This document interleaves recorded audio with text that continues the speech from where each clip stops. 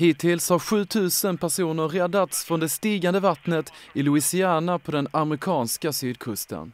Nu utlyser president Barack Obama katastroftillstånd för att öka hjälpinsatserna i det katastrofdrabbade området. What's most important to us is to get to those people that we need to. We've got to make a decision based on life and death and quality of life. That's been the most difficult thing that we've worked through over the last couple of days. Guvernör John Bell Edwards säger i ett uttalande att han tillsammans med sin familj tvingades lämna guvernörbostaden under helgen efter att källaren vattenfyllts och elektriciteten stängts av.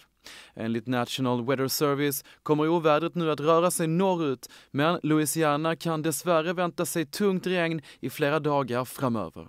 Även södra Texas kan komma att drabbas av översvämningen.